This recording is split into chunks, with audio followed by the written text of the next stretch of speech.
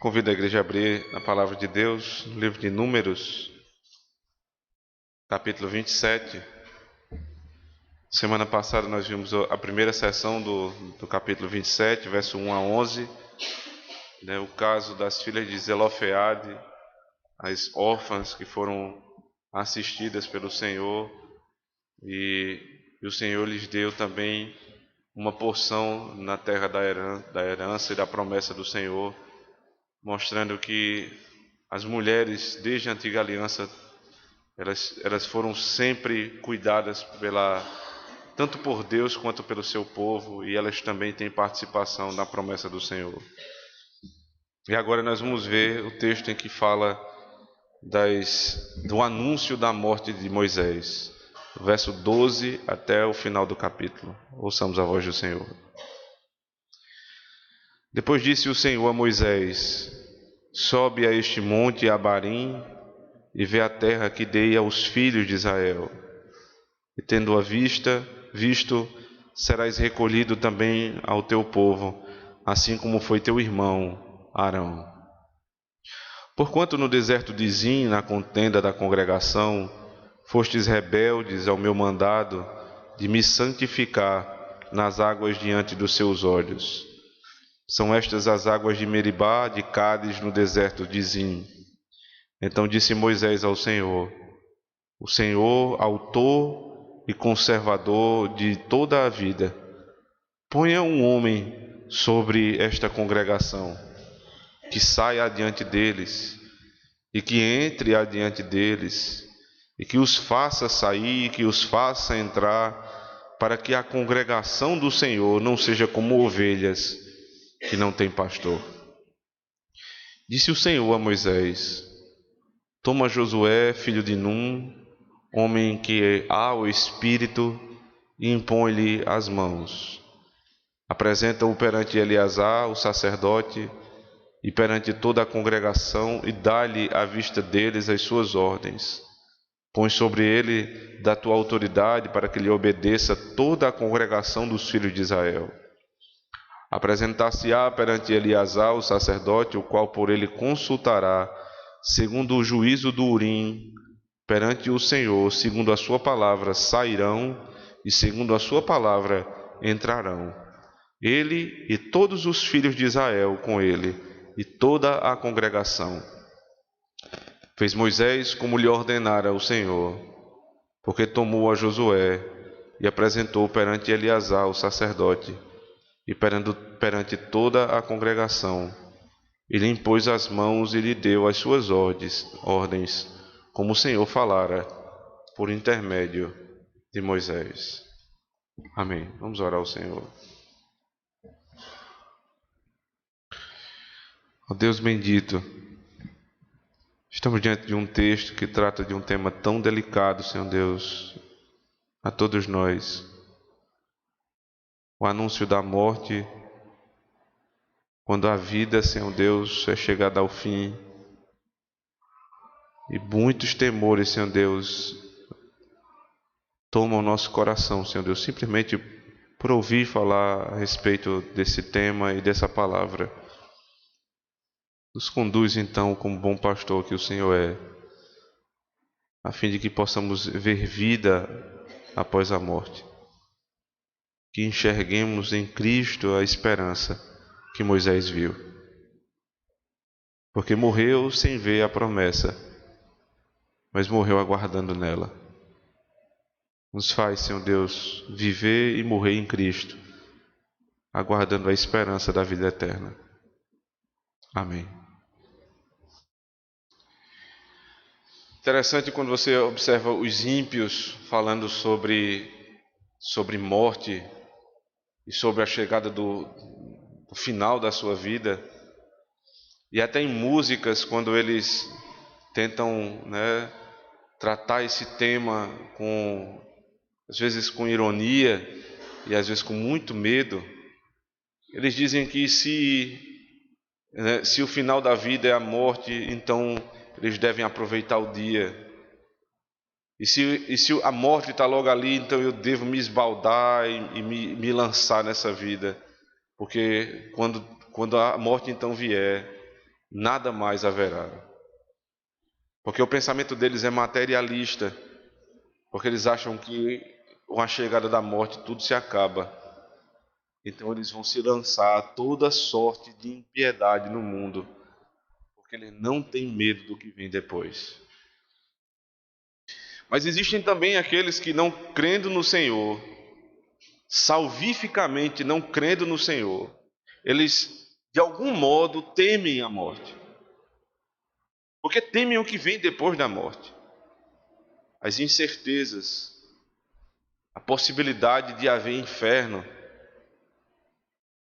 e com isso eles tentam formar para si uma religião que é a imagem e semelhança do homem.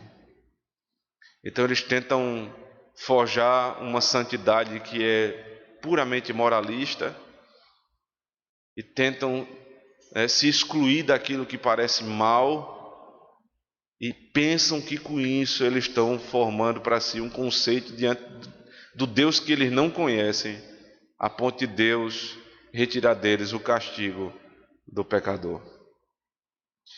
Mas para aqueles que são crentes genuínos e que creem no Senhor salvificamente, sabem a respeito do que a Bíblia fala em relação à morte, esses também temem a morte.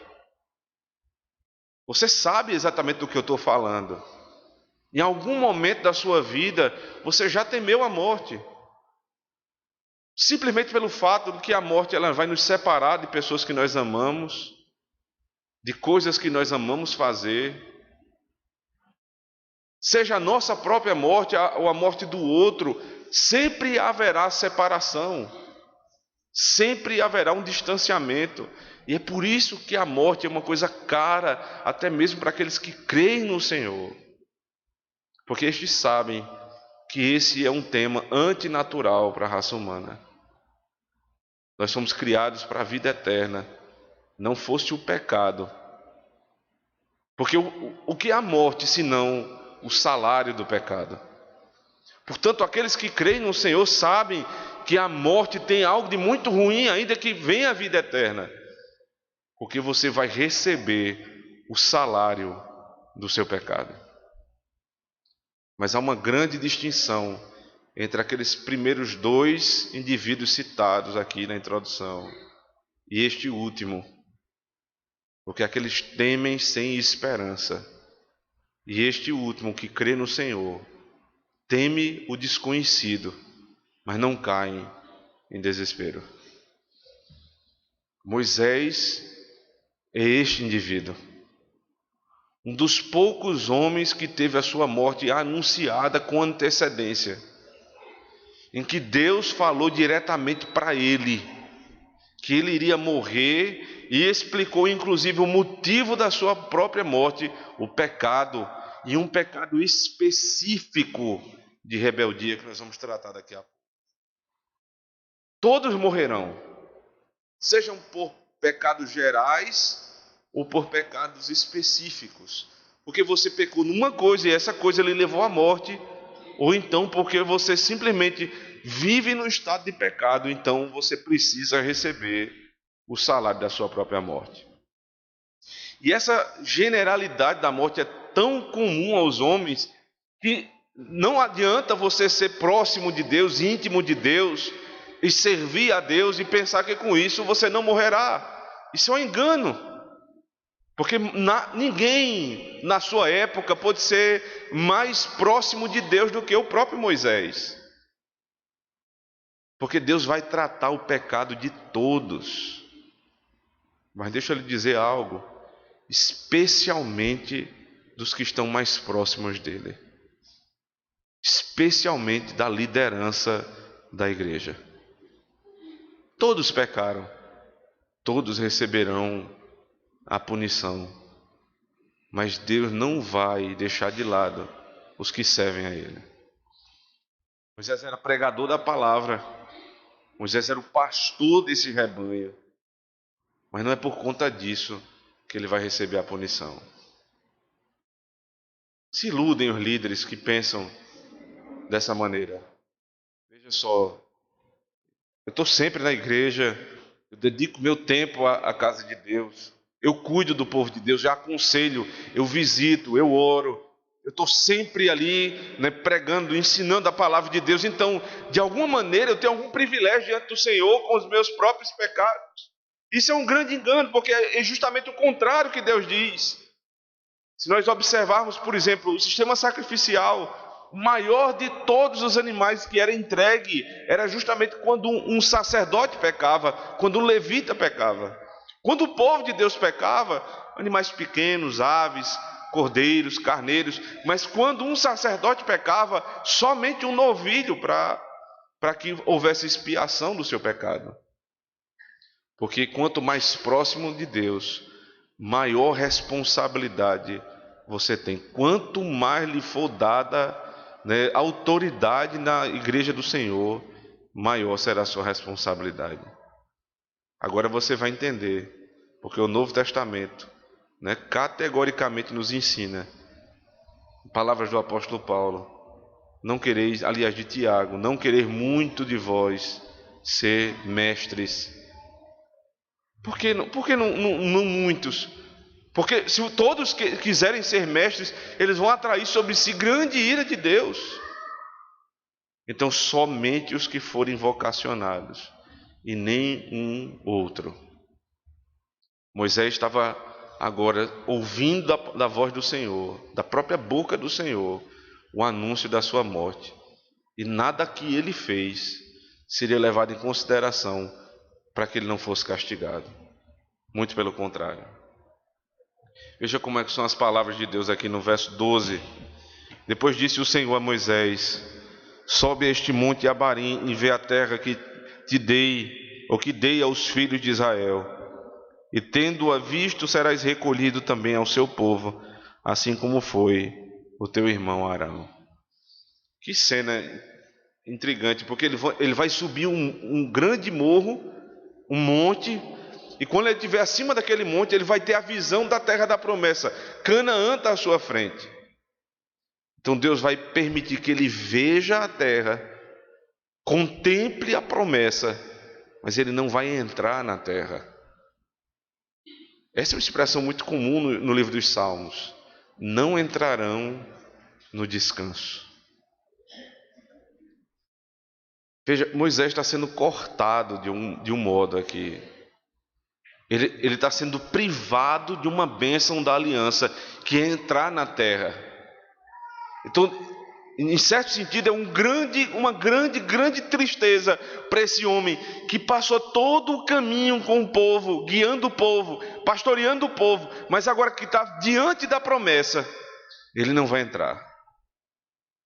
É por isso que se você for lá em Deuteronômio, no capítulo 3, ele está pedindo a Deus: Senhor, deixa eu ver a terra.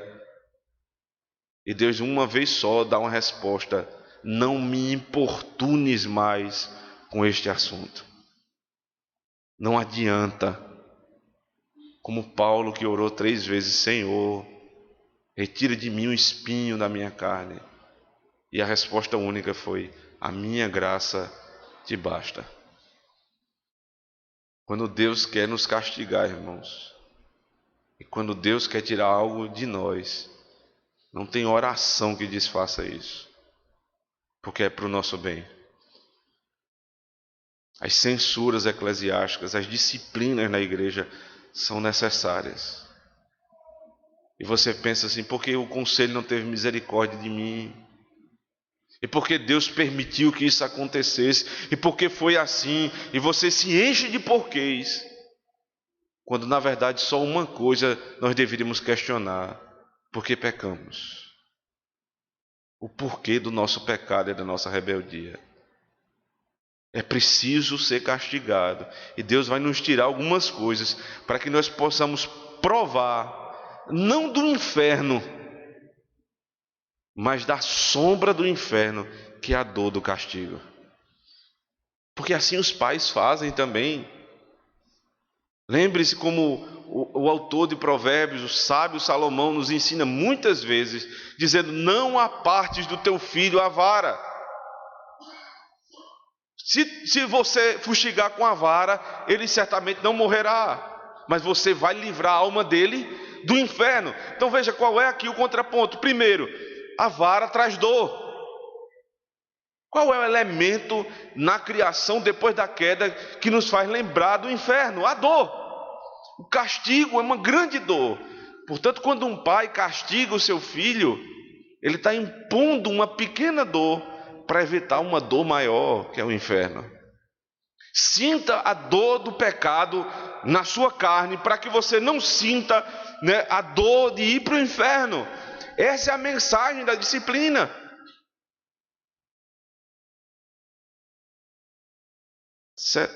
Talvez 3 semanas atrás, nós estávamos em Recife, e no sábado nós participamos de uma palestra com o pastor MacLeod, esteve aqui conosco na conferência passada, falando sobre disciplina de filhos. Achei fantástico o que ele falava a respeito foi perguntado a respeito da vara, como usar a vara, se tem que ser exatamente uma vara. E ele disse assim: irmãos, eu acho que nós não devemos levar esse texto tão à literalidade.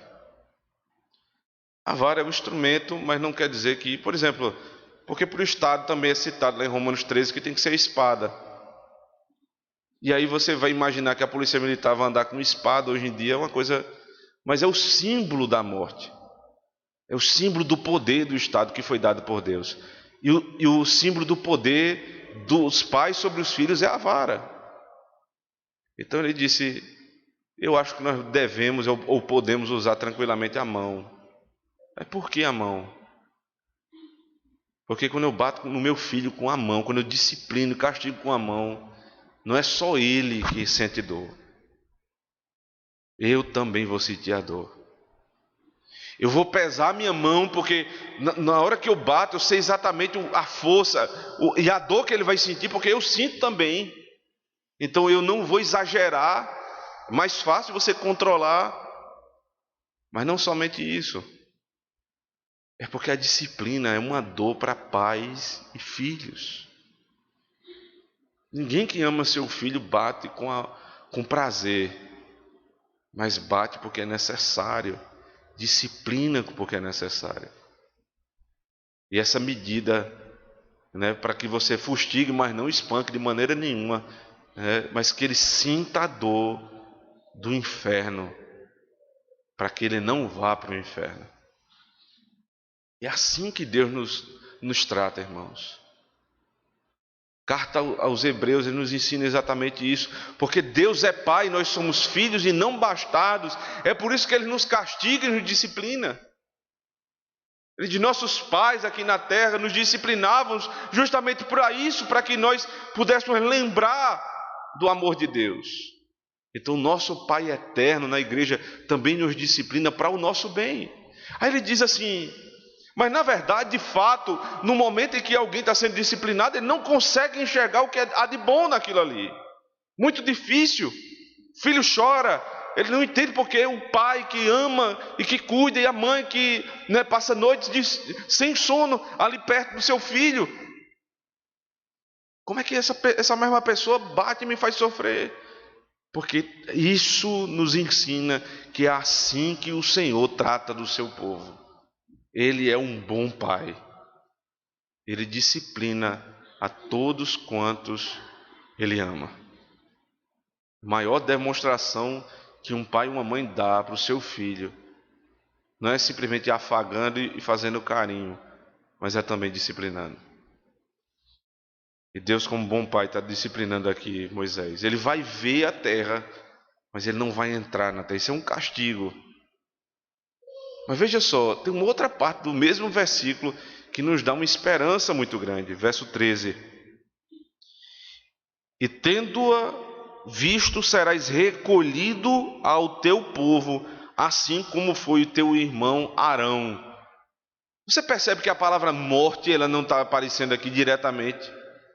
E não é um eufemismo, ou seja, não é uma suavização do termo.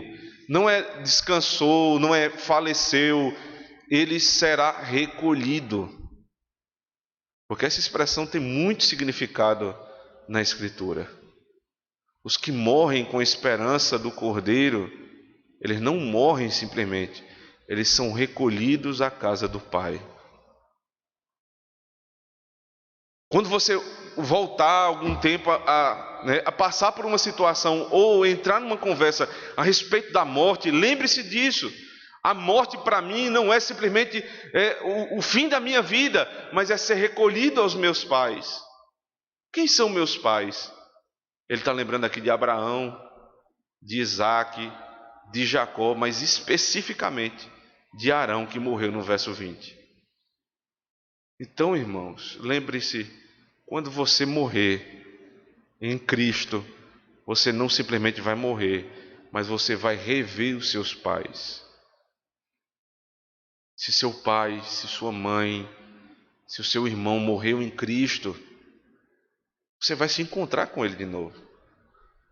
Então é verdade que você vai deixar para trás algumas pessoas aqui. É verdade que você precisa deixar para trás coisas que você faz aqui. Mas você vai também ganhar outras coisas muito mais. E é exatamente esse o resumo de Paulo, quando vai meditar a respeito da morte. Ele diz: porque para mim o viver é Cristo, mas o morrer é grande lucro, porque eu vou ver o meu pai, eu vou ver meus familiares, a minha raça que morreu em Cristo, eu vou rever. Esse é um grande alento que Moisés recebe aqui. Então, o verso 14 vai dizer o porquê que Moisés vai morrer agora. Palavras do Senhor: porquanto no deserto de Zim, na contenda da congregação, fostes rebeldes ao meu mandado, de me santificar nas águas diante dos seus olhos. São estas as águas de Meribá de Cádiz, no deserto de Zim. Qual foi o pecado dele? Rebeldia. Mas veja, não foste simplesmente tu, né? Veja que aqui está no plural: fostes rebeldes. Porque a rebeldia começou no povo, e a rebeldia também passou para o próprio Moisés. Os irmãos lembram que na primeira vez em que o povo foi rebelde a respeito da água, Moisés ouviu a palavra do Senhor e Deus disse: fira a terra e vai sair água. Porque ali Deus estava dizendo: porque eu faço sair da rocha água, a rocha ferida vai sair água viva e o povo não vai morrer. Apresentando Cristo, que é a rocha viva, da qual saem águas e rios de água, pela qual eu posso morrer, eu posso viver. Ele foi ferido para que eu não seja ferido. Dele sai água que me dá vida. Foi assim a primeira cena a respeito da rocha e da água. Mas no segundo cenário que ele está especificando aqui, no deserto de Zim, em Meribá, ou seja, no lugar da contenda, a segunda vez quando o povo de Deus vai reclamar a respeito da água, quando Moisés vai consultar a Deus, Deus diz: agora não fira mais a terra, fala, né, não fira mais a rocha, fala a rocha e ela dará água. E porque o povo insistentemente murmurava contra Moisés e contra o Senhor, Moisés, ao invés de falar a rocha, Moisés feriu. E por que agora ferir a rocha passa a ser pecado? Em primeiro lugar, porque Deus disse que é pecado. O que é pecado é tudo que Deus determina ser pecado. E em segundo lugar, porque Deus queria apresentar um novo conceito ali. O primeiro é: fira a rocha, porque a rocha ferida dará água, Cristo ferido dará vida. Agora é: não fira, fale, porque minha palavra, porque pela pregação do Evangelho sairá rios de água viva para aquele que está morto em delitos e pecados. E Moisés, por rebeldia, fere a rocha, e agora ele está sendo lembrado: por conta desse pecado, você vai ser morto. Você percebe que muitos pecados que nós cometemos passam anos no anonimato, mas um dia eles são expostos. Um dia o nosso pecado é exposto. Porque eu não tratei, porque eu não cuidei do meu coração, então vai ser revelado. O que é que faz alguém pensar que o seu pecado não vai ser revelado? Ora, uns porque fazem no secreto, porque fazem as escondidas no seu quarto, fechado, trancado, e acham que Deus não vai ver. E outros porque o pecado é no coração, e acham que porque o seu cônjuge, os seus filhos e os pastores não conseguem ver, o pecado vai passando sem Deus perceber. Passou muito tempo, e Moisés talvez nem se lembrasse mais dessa cena. E Deus diz: você vai morrer e você vai ser castigado por conta do seu pecado. Sabe por quê? Porque ele está lembrando aqui, veja, qual era o significado da terra da promessa? É a terra do descanso, ou seja, é a sombra do céu. E o livro de Apocalipse diz que na Nova Jerusalém não entrará pecado. Logo, alguém que pecou, claramente não vai poder entrar. Veja, com isso você não deve entender, em seguida que os que entraram é porque eram santos completamente. Mas ele está dizendo: eu vou tratar o pecado. Porque ambos vão entrar. Todos morreram em Cristo. Todos que morreram em Cristo e pecaram, eles vão para o céu. Mas aqui, você está no período das sombras. O Antigo Testamento, ele precisa falar a respeito de coisas muito superiores por meio de figuras, de imagens. E a imagem é: não entra na terra do descanso aquele que peca. Seja em público, seja em particular. E o pecado vai ser tratado no tempo de Deus. E chegou o tempo de tratar o pecado de Moisés. Porque você pecou. Qual foi o pecado? Rebeldia. Mas ele explica, Fostes rebeldes ao meu mandado. Qual era o mandado de Moisés? De me santificar. O pecado deles, ou seja, coletivo, se deu porque Moisés não santificou o nome do Senhor. Mas espera aí, quem não santificou foi o povo também. É porque aqui o pecado do povo é o pecado da liderança. E o pecado da liderança se revela no pecado do povo. Nós devemos ter muito cuidado, líderes da igreja, presbíteros e diáconos.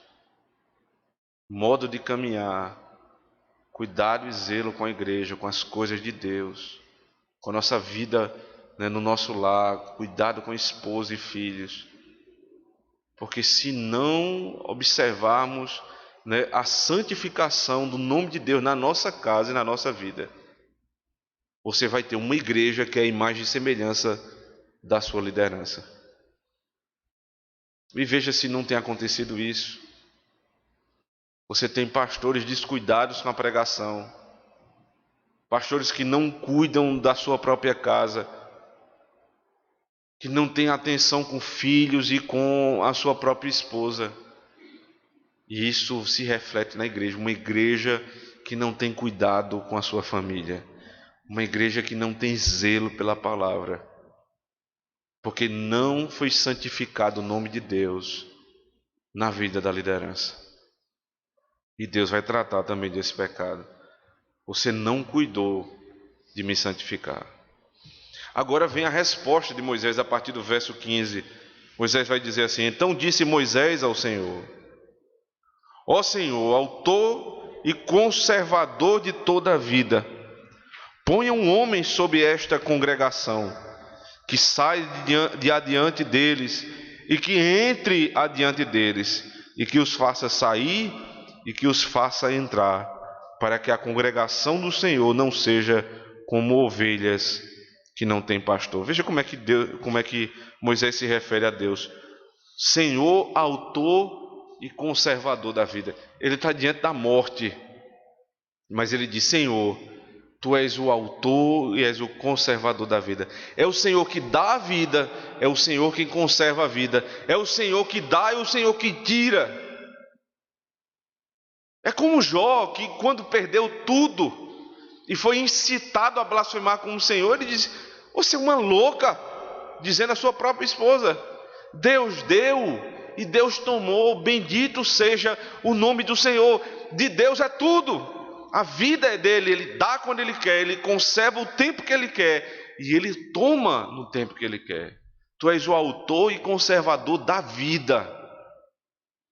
Só que perceba aqui o detalhe: ele não está defendendo que a vida dele seja conservada. Houve um anúncio aqui da morte. Lá em Deuteronômio 3, houve um pedido, um único pedido: Senhor, deixa eu ver a terra. Deus disse: por favor, não me importune mais com esse assunto. Ele parou, não insistiu. E agora ele vai citar agora e interceder pelo povo. Se o Senhor é o autor e consumador da vida, ponha um homem sobre esta congregação. O que é que ele está preocupado agora? Quem vai ser o meu substituto? Quem será o próximo pastor de Israel? Quem vai cuidar das ovelhas do Senhor? Como a igreja está carente desse tipo de pastor, irmãos. É sempre muito delicado o momento em que a igreja vai ter a transição de um pastor para outro. Nós nunca tivemos aqui, mas os irmãos sabem, já passaram por outras igrejas, grande parte, e sabem como é difícil para uma igreja, como é delicado esse momento em que você vai ter a transição de um pastor para o outro. Porque nesse tempo aí você vê a inveja, né, a disputa maldosa, um assassinando a reputação do outro, a igreja dividida, uma coisa terrível, terrível. Muitas vezes é o falar em relação à eleição de pastores. Mas aqui não tem esse problema. Porque o pastor que está saindo, ele está orando para que Deus mande outro. Ele está preocupado com as ovelhas. Ele não está preocupado que ele vai morrer e vai perder toda a autoridade que ele tinha. Mas ele está preocupado quem vai tomar conta das ovelhas. Porque veja se a expressão não é essa.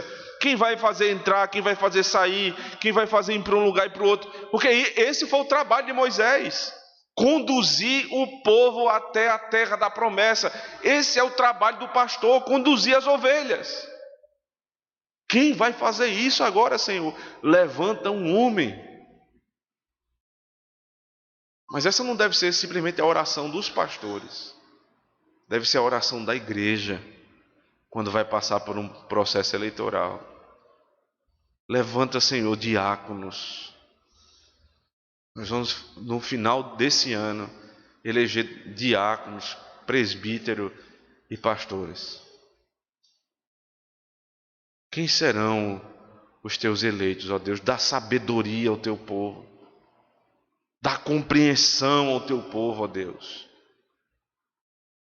Para que o Senhor não nos deixe, veja o que é que ele diz no final do versículo 17, para que a congregação do Senhor, veja, não é minha congregação, mas é a congregação do Senhor, não seja como ovelhas que não têm pastor. E essa, a partir de agora, passa a ser uma expressão repetida. Aqui na Torá, na lei, você tem ovelhas que não têm pastor, a preocupação. Nos profetas, abra comigo, Ezequiel 34.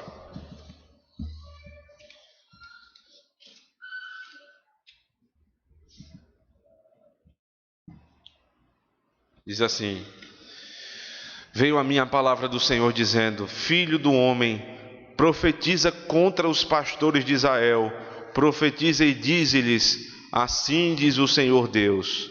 Ai dos pastores de Israel, que se apacentam a si mesmos. Não apacentarão os pastores as ovelhas? Comeis a gordura, vestivos da lã e degolais o cevado, mas não apacentais as ovelhas. A fraca não fortalecestes, a doente não curastes, a quebrada não ligastes, a desgarrada não tornastes a trazer, e a perdida não buscastes, mas dominais sobre elas com rigor e dureza. Assim se lhe espalharam por não haver pastor, e se tornaram pasto para todas as feras do campo. As minhas ovelhas andam desgarradas por todos os montes e por todo elevado outeiro. As minhas ovelhas andam espalhadas por toda a terra, sem haver quem as procure ou quem as busque. De quem são as ovelhas? Do Senhor. Por isso que quando Moisés ora, ele diz: Senhor, levanta alguém que cuide da congregação do Senhor, para que não sejam como ovelhas que não têm pastor. Porque o que é que acontece quando uma igreja está sem pastor? O rebanho se dispersa. Está aí uma coisa que é muito didática. São as imagens que Deus usa a respeito do povo de Deus. Quem é o povo de Deus? O povo de Deus é como ovelha. Pense num animal que, se não tiver alguém, olhando por ele, conduzindo aquele rebanho, ele se dispersa. Então, coisa pior, para quem é pastor de ovelhas, sabe muito bem disso, é que se uma ovelha se desviar, a tendência do rebanho é acompanhar a ovelha que se desvia. A tendência no rebanho não é pensar como nós pensamos. Não, ele se desviou, então tudo bem, que vai, eu vou continuar aqui. A sua tendência como ovelha é acompanhar o desvio. Porque um vai, o outro vai. Então o normal é isso, o rebanho está indo para lá, então o lugar onde vai nos levar aos pastos verdejantes é esse. Então você não vai ver nunca um rebanho de ovelhas sem pastor. Como é que uma igreja não pode ter pastor? Eu lhe digo mais. Como é que uma igreja que tem pastor não tem pastoreio? Porque esse é o grande problema, não é falta de pastores. A igreja presbiteriana do Brasil tem pastores excedendo, porque você tem mais de 1000 pastores sem campo. Mas as que tem, não tem. Muitas igrejas têm pastor e não têm ao mesmo tempo. Porque são pastores de si mesmos, como diz Ezequiel. Preocupados com seus direitos, preocupados com o que devem tirar da igreja e não dão nada para o povo de Deus. O Senhor diz: eu falo contra estes pastores, porque deixaram as minhas ovelhas desgarradas. Essa é a mesma preocupação dos evangelhos em Cristo, Mateus capítulo 9, se você observar comigo, 9 verso 36.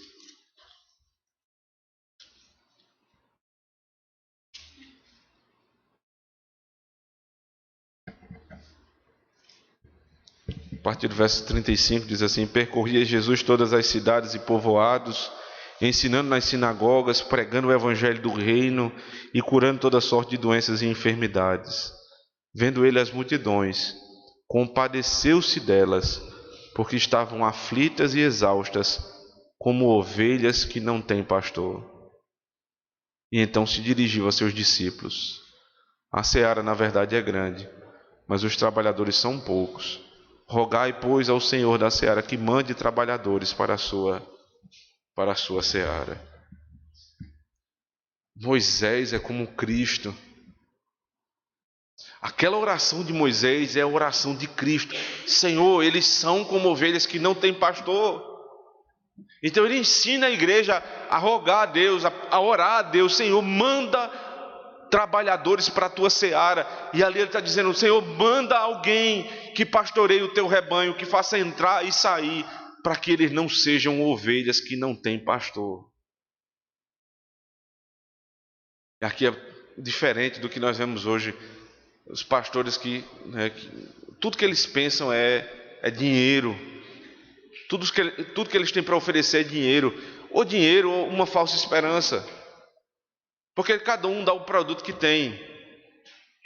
Porque uns oferecem riqueza para o povo, outros oferecem falso consolo para o povo. Isso também é pecado. Porque alguém vai dizer: não, mas eu não sou da teologia da prosperidade. Mas você é de uma teologia que somente faz afagar o coração do homem. E não prega contra o coração do homem. Porque assim faz um pastor, apontando o pecado, dizendo onde a ovelha está está saindo do prumo, e assim vai conduzindo o rebanho, porque ele tem na sua mão um cajado, que tanto serve, né, para conduzir, como também serve para levantar a caída. É o bordão e o cajado. Quando uma ovelha sai do caminho e cai, lá está o pastor para levantá-la. Mas o que nós vemos é pastores que só querem a lã das ovelhas. E se uma cair, ele não está lá para levantar. Que tristeza, irmãos da igreja. Finda a oração de Moisés. Vamos ver o que é que Deus vai responder a Moisés, voltando para Números capítulo 27, verso 18. Disse o Senhor a Moisés: toma Josué, filho de Num, homem em que há o Espírito, e impõe-lhe as mãos. Que coisa fantástica. Toma Josué. Quem é Josué? Josué é um dos espias que entrou na terra, e um dos dois únicos espias que disse que era possível entrar na terra. Era um homem de coragem, um líder, né, nato, preparado para cuidar das ovelhas. E não somente isso, desde aquele tempo ele estava auxiliando Moisés no pastoreio. Logo aqui você tem um critério para você, né, separar um pastor. Ele foi provado. Ele não é alguém que nunca deu prova nenhuma de fé, de experiência na fé. Não necessariamente é o mais velho, porque você tem pessoas muito velhas na igreja que são neófitas na fé, ou seja, são como que novos convertidos, não andaram muito, não têm muitas experiências e não têm condição de ficar à frente da igreja. Mas esse é o mesmo critério que Paulo vai ensinar em 1 Timóteo capítulo 3, dizendo assim a respeito dos bispos, dos presbíteros da igreja, verso 2: é necessário, portanto, que o bispo seja irrepreensível, esposo de uma só mulher, temperante, sóbrio, modesto, hospitaleiro, apto para o ensino, não dado ao vinho, não violento, porém cordato, inimigo de contendas, não avarento, e que governe bem a própria casa, criando os filhos sob disciplina com todo respeito. Pois se alguém não sabe governar a própria casa, como cuidará da igreja de Deus? Veja agora o verso 6: não seja neófito, para não suceder que se ensoberbeça e incorra na condenação do diabo. Pelo contrário, é necessário que ele tenha bom testemunho dos de fora, a fim de não cair no opróbrio e no laço do diabo. Então, na escolha de um pastor para a igreja, não pode ser alguém neófito, novo na fé. Isso serve para pastor, para presbítero, para diácono, que vai ser dito logo em seguida, lá em 1 Timóteo 3, exatamente o mesmo critério inicial que foi usado aqui em Números 27. Josué, filho de Num, homem testado na fé, para que ele não se ensoberbeça com a autoridade que vai lhe ser dada. Mas não é só isso, é o Josué, já conhecido, filho de Num, homem em que há o Espírito. Atos capítulo 6, na escolha dos diáconos, escolham 7 homens de boa reputação, cheios de sabedoria e do Espírito do Senhor. Os que vão conduzir a casa de Deus precisam ser cheios do Espírito. Porque se for para escolher qualquer homem, qualquer homem para governar, você contrataria um gestor, um coach, para usar uma palavra mais comum nos nossos dias. Mas Deus não quer que seja um coach para cuidar da igreja, não quer um gerente, não quer um diretor. Como muitas vezes a igreja tem sido pensada e planejada. Reuniões de concílios que você vê, reunião meramente administrativa. Os planejamentos, números, relatórios e mais relatórios, alguns deles necessários, outros completamente desnecessários. E você não vê a vida dos irmãos sendo tratada ali. Mas é planejamento estratégico, são técnicas de administração sendo colocadas em prática, como se aquilo fosse a vida da igreja. E não é, irmãos. Nós precisamos de homens cheios do Espírito, poderosos no Espírito, que orem pela igreja, que orem e intercedam pela congregação. É isso que a igreja precisa. Não de gestor. Não de gestor. Se fosse assim, a gente contratava. O problema não é esse. Então, em primeiro lugar, não pode ser neófito, tem que ser testado. Em segundo lugar, tem que ser cheio do Espírito. E veja, final do verso 18. E impõe-lhes as mãos. Veja que esse é um argumento que vai ser redundante. Porque ele volta, novamente, verso 20.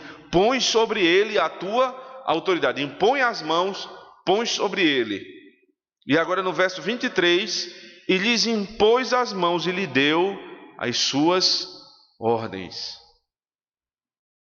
Tem que ser testado, tem que ser cheio do Espírito, e para exercer autoridade na igreja tem que ser ordenado.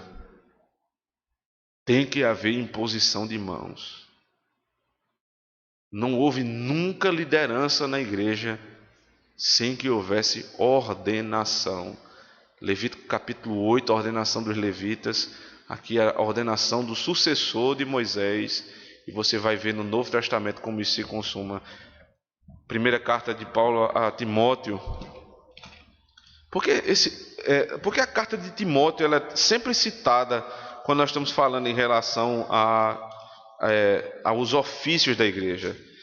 É porque as cartas, chamadas cartas pastorais, 1ª, 2ª Timóteo e Tito, elas são as cartas que vão dizer exatamente como a igreja está sendo instruída e organizada como estrutura institucional. Se você tem dificuldade com isso, veja, capítulo 3 de 1 Timóteo, verso 14 diz assim: escrevo-te estas coisas esperando e ver-te em breve, para que se eu tardar, fique ciente de quê? De como se deve proceder na casa de Deus, que é a igreja do Deus vivo, coluna e baluarte da fé. O que é que ele acabou de falar no capítulo 3? Como devem ser escolhidos diáconos e presbíteros. Então, a ordenação de diáconos e presbíteros é prescrita por Deus. E é na carta pastoral que isso vai ficar claro. Você não vai ter isso no Evangelho. As pessoas querem ir para o Evangelho e dizer: aqui não tem esse tipo de necessidade de uma formalidade para ordenação, mas é lógico, porque aquele texto não se propõe a isso. Mas quando você pula para Atos, você já vê algumas ordenações, e aqui o estabelecimento de como isso vai se dar. Diáconos e presbíteros, e agora como a igreja do Novo Testamento, ela vai estar organizada, segundo a vontade do Senhor. Então, a necessidade da formalidade se dá no capítulo 4, verso 14, veja como aquele conceito lá do Antigo Testamento, ele vem para cá. Não te faças negligente para com o dom que há em ti, o qual te foi concedido mediante profecia, com a imposição das mãos do presbitério. Veja, não é a imposição das mãos de um homem. Um ministro não ordena outro ministro, isso está errado, porque o sistema de governo não é episcopal. Segundo lugar, a congregação não impõe as mãos sobre o ministro, porque para isso a congregação tinha que ter autoridade para passar para o outro. Porque veja só, qual é a lógica? Qual é a ideia de imposição de mãos no Antigo Testamento? Você tem imposição de mãos quando o pecado está sendo passado para o sacrifício.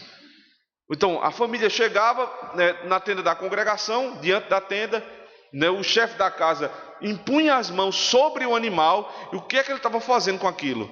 Transferindo o pecado da família para o animal. Isso é imposição de mãos, transferência de algo. Quando um ministro, ou um presbitério, melhor falando, impõe as mãos sobre alguém, está transferindo a autoridade que lhe foi concedida por Deus àquela pessoa. Então não pode ser a congregação, porque a congregação não recebeu autoridade para isso. Também não pode ser uma pessoa, porque nunca uma pessoa só fica à frente da congregação. Então é um presbitério, é um colegiado de presbíteros que avaliou se ele é testado na fé, se é um homem cheio do Espírito, e agora vai ordenar ou não.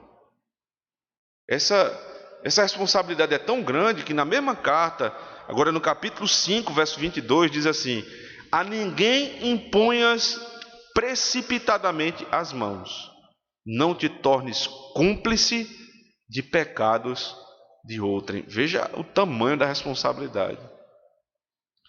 Quando um presbitério impõe as mãos precipitadamente sobre alguém, e aquela pessoa vem a pecar contra o Senhor, não porque alguém se desviou do caminho inesperadamente, mas porque os critérios não foram avaliados da maneira correta, e aquele pastor, ele veio a pecar, o que é que acontece com o presbitério? É cúmplice dos pecados daquele. É por isso que agora você vai entender porque numa igreja presbiteriana, para você formar um pastor, em média de 6 a 8 anos. A média é essa, 6 a 8 anos. 3 anos antes de ir para o seminário, ele vai ser avaliado. Tem que ter 3 anos de membresia, sendo avaliada a vocação. Depois ele passa a ser candidato a aspirante, quando ele vai para o conselho para ser avaliado. Depois, se passar pelo conselho, ele vai para o presbitério. E se ele passar pela avaliação do presbitério, ele virá aspirante ao Sagrado Ministério. E aí é dada uma concessão para ele fazer um vestibular em um dos seminários da IPB. Se ele passa no seminário, é designado para ele um tutor que vai acompanhar nos 4 anos. Todo ano ele precisa ser avaliado novamente, toda vez que volta no final do ano, pelo presbitério dele. E no 4º ano, quando ele termina o seu curso e vai para a formatura, o que é que ele é? O mesmo que ele era quando começou, candidato ao Sagrado Ministério. Só aí já vão 7 anos. Agora ele vai ser licenciado. Ele vai para o presbitério, apresenta exegese, apresenta monografia, sermão de prova, é sabatinado. Se passar por tudo isso, ele vai ser licenciado. O presbitério dá uma licença. Antes de impor as mãos, é dada uma licença para saber, será que ele tem condição de cuidar da igreja? Vamos deixar ele pregar por um ano. E essa licença ela pode ser renovada 3 anos.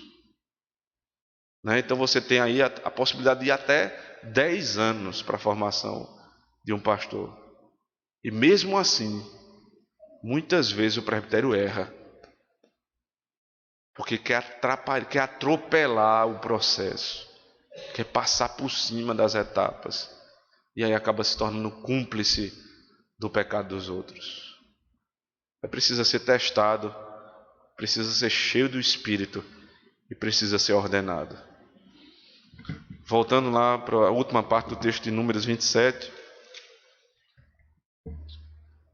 do verso 19 em diante é dito assim: apresenta-o perante Eleazar, o sacerdote, perante toda a congregação, e dá-lhe à vista deles as tuas ordens. Põe sobre eles a tua autoridade. Veja, põe sobre ele a tua autoridade, a transferência de autoridade, para que lhe obedeça toda a congregação dos filhos de Israel. Ou seja, a congregação não deve obedecer antes que ele seja ordenado.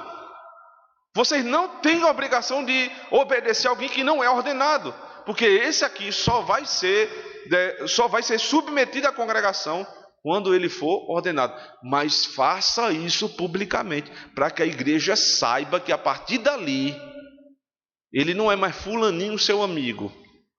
Agora ele é pastor da igreja. Eu me lembro, irmãos, porque muitos amigos meus de infância, alguns ainda estão aqui, me acompanharam por toda a vida e passaram por essa transição, né? Você tem uma pessoa que era seu igual e daqui a pouco a pessoa passa a ser seu pastor. Isso é muito difícil. E eu me lembro no dia da minha ordenação, palavras do pastor Joabe, quando ele dizia: irmãos, tenham cuidado, a partir de agora haverá uma diferença. Não há diferença na amizade, mas na postura diante da amizade, porque agora você tem um irmão que é ordenado ao Sagrado Ministério. Continua sendo amigo, continua sim sendo exatamente a mesma pessoa, mas com a imposição de mãos você tem que ter um respeito diferenciado. Não é a pessoa que muda, mas é um ofício que ele carrega. É como um presidente. Você não deve chamar nosso presidente, mas pelo nome. Você tem que lembrar do ofício. E o fato de você usar o ofício como nome é para você nunca distinguir a pessoa do ofício que ela tem. Senhor presidente. É por isso que a gente chama pastor, reverendo, presbítero, diácono, para nunca dissociar que aquela pessoa carrega um ofício. Então, antes disso, não há obediência. Depois disso, eu preciso sempre me lembrar da submissão que há diante do Senhor. Aí, verso 21, apresentar-se-á perante Eleazar, o sacerdote, o qual por ele consultará segundo o juízo do Urim, perante o Senhor, segundo a sua palavra, sairão e segundo a sua palavra entrarão ele e todos os filhos de Israel, com ele e toda a congregação. Fez Moisés como lhe ordenara o Senhor, porque tomou a Josué e apresentou perante Eleazar, o sacerdote, perante toda a congregação, e lhes impôs as mãos e lhe deu as suas ordens, como o Senhor falara por intermédio de Moisés. O último detalhe do texto. Quando Moisés precisava de instrução de Deus, ele ia direto a Deus. Mas Josué, ele não vai direto a Deus. Consulta Eleazar, o sacerdote. Eleazar vai consultar o Urim, lembra-se o Urim, Tumim, as sortes divinas. Consulta as palavras de Moisés, ou seja, o que Moisés escreveu. E agora você vai fazer a igreja andar pelo deserto, ou caminhar na terra da promessa. Porque aqui está tendo uma mudança no processo revelacional. Antes Moisés ia diretamente e Deus falava. Agora não vai ser mais assim. Porque agora a lei está escrita. Esse é um problema da igreja. A igreja não consegue acompanhar os passos da revelação.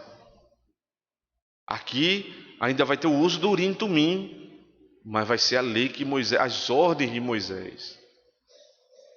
Quando chega no Novo Testamento, né, carta aos Hebreus, no capítulo 1, ele está lembrando da antiga aliança, e logo na abertura da carta, verso 1, ele diz assim: havendo Deus outrora falado muitas vezes e de muitas maneiras aos pais pelos profetas. Veja, ele está pontuando como é que Deus falava. Aos nossos pais, eles falavam por profecia. Nestes últimos dias, agora, nos falou pelo Filho, a quem constituiu herdeiro de todas as coisas, pelo qual também fez o universo. Então agora, Deus fala ainda, obviamente ele fala. Como? O modo mudou, mas Deus ainda fala. Então Deus falava com Josué, falava, mas não falava como falava com Moisés, porque Moisés ele falava face a face. Já com Josué é por meio do Urim e Tumim e pelas palavras de Moisés. Porque agora a lei passa a ser estabelecida. E eu vou consultar a vontade de Deus no que está escrito, na palavra de Moisés, no que foi registrado. Entende? Por isso que nós devemos ter a palavra de Deus como única regra de fé e prática. Não é porque nós não cremos no poder do Espírito Santo, porque o Espírito Santo parece que para a gente não tem poder, não. É porque nós respeitamos o período revelacional em que nós estamos. Deus fala pelo Filho e o Filho fala na palavra. Agora, a autoridade que foi dada a Josué, ela passa a ser o padrão da autoridade na igreja. Você não vai fazer o que você quer, você vai fazer o que foi ordenado. Aqui está o limite da autoridade dos presbíteros e diáconos na igreja. Nós não fazemos o que nós queremos, mas o que foi ordenado. Por quem foi ordenado? Por Deus. Como é que eu sei? Na palavra. Então, tudo que um conselho, que uma junta diaconal faz na palavra, a igreja deve se submeter. Mas se há uma flagrante né, transgressão da palavra, eles já perderam automaticamente a autoridade. Moisés está saindo, está orando para que Deus mande outro pastor, e esse pastor ele vai conduzir o povo por mais um tempo debaixo da palavra. Mas deixa eu dizer uma coisa que naquele texto especificamente ele não vai progredir, mas ele deixa em aberto uma coisa muito séria. Josué também vai morrer. Abraão morreu, Jacó morreu, Arão morreu, Moisés morreu, Josué também vai morrer. Ele é o melhor, ele é um excelente pastor, mas ele vai morrer. Qual é a esperança do povo? Se os pastores morrem, e a igreja pode sempre ficar na iminência de ficar sem pastor. É porque lá naquele texto de Ezequiel 34 foi dito: eu levantarei um outro pastor, e esse pastor não morrerá. Quando você volta comigo para Hebreus capítulo 3, esse pastor é anunciado como substituto de Moisés. Verso 1. Por isso, santos irmãos, que participais da vossa vocação celestial, considerai atentamente o apóstolo e sumo sacerdote da nossa confissão, Jesus, o qual é fiel àquele que o constituiu, como também o era Moisés em toda a casa de Deus. Agora vai começar o contraponto entre Moisés e Cristo. Verso 3: Jesus, todavia, tem sido considerado digno de tanto maior glória do que Moisés, quanto maior honra do que a casa tem aquele que a estabeleceu. Pois toda casa é estabelecida por alguém, mas aquele que estabeleceu todas as coisas é Deus. E Moisés era fiel em toda a casa de Deus como servo, para testemunho das coisas que haviam de ser anunciadas. Cristo, porém, como filho em sua casa, a qual somos nós, se guardarmos firme até o fim a ousadia e a exultação da esperança. Moisés foi sim fiel em toda a casa, mas como servo. De que coisas? Das coisas que estavam sendo anunciadas, ou seja, a fidelidade de Moisés era em anunciar Cristo, apontando para ele. Mas Cristo não aponta para ninguém. Ele é servo na sua própria casa. Não, né, ele é fiel na sua própria casa, não como servo, mas como filho. A casa é dele, a igreja é dele.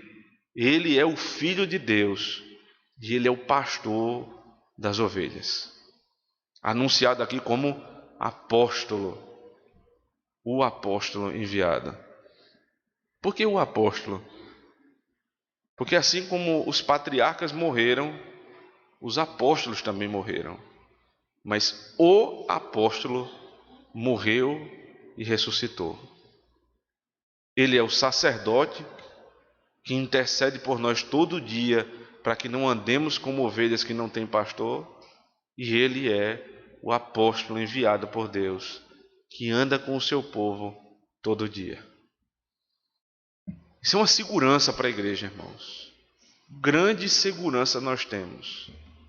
Porque ainda que cheguemos no dia em que haverá, né, se Deus quiser que seja assim, uma substituição de um pastor na nossa igreja, os irmãos podem ter a certeza e segurança que Deus há de levantar outro pastor para os irmãos. A igreja não fica sem pastor. Não existe nenhuma liderança insubstituível na casa de Deus. Por outro lado, é motivo de darmos graças a Deus por termos liderança pastoral, porque assim não andamos como ovelhas desgarradas, mas andamos pelo caminho que o Senhor tem reservado. Por fim, todo aquele que rejeita Cristo anda nesse mundo perdido.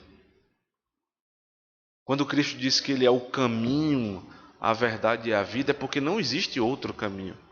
O único caminho para a vida é Cristo.